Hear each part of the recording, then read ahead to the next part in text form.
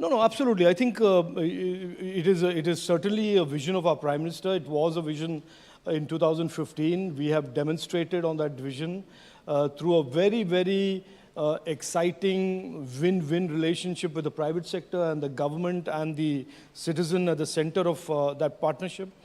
And the ambition now for the government of India that the Prime Minister has signaled is that we want to intensify the digitalization of the government and governance process. We want to expand the DPI framework to cover almost all public services. And therefore continue to widen and expand the innovation ecosystem that in a sense supports it and takes the DPI forward. One of the, I'll give you an example about how far and how strategically clear the vision of our government and our Prime Minister is.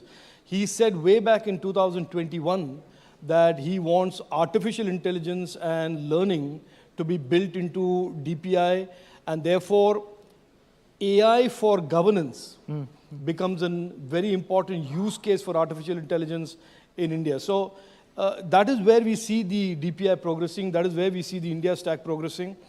And even if you are a bitter cynic or the bitterest opponent of the government, you cannot but accept and acknowledge the fact that there are countries around the world that are lining up, in a sense, to say, look, can we also take this open source, very flexible, very innovative India stack, the India DPI, and customize it and implement it in our countries as well. A lot of this will also depend on how private sector startups innovate in terms of customized solutions for other countries in the world. Is there any concrete example? I know there were about 11 countries after the G20 meeting in Bengaluru who have agreed on the DPI. Right. This one. Are there any concrete agreements that we've reached in terms of enforcing the India model, if I can call it that, in the rest of the world? So I want to be clear, that we are not really enforcing any model. What we are doing today is essentially turning on its head the narrative about technology, that technology is very expensive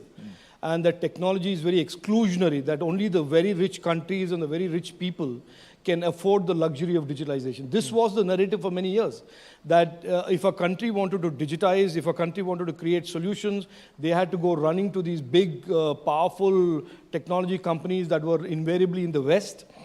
And that narrative has been turned on its head by the India DPI, because what the India DPI represents is really open source. Nobody owns it, but it is available for everybody.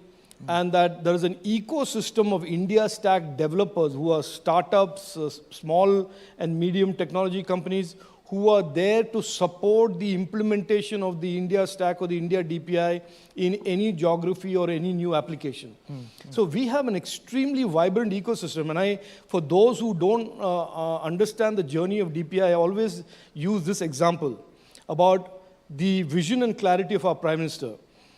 If you see what the UPI is, the UPI is a use case, is a solution to solve a pressing use case of the government. For many years, people looked at India and said 100 rupees leaves Delhi, 15 rupees reaches the beneficiary, because the whole process, the government pipe, is so leaky and corroded that there is so much of corruption and leakage. To solve that use case, the Prime Minister came up with JDY, then DBT, and and then you had UPI evolve. So just understand that you have governance problems being solved, and at the same time you have this vibrant innovation ecosystem, which has now become one of the world's biggest fintech innovation ecosystem. So it is the power of technology that has been discussed and debated on for years and decades. I think India has now become the preeminent country in the world to actually take technology and empower our people, and at the same time create this very vibrant and exciting ecosystem of startups and developers to support that innovation.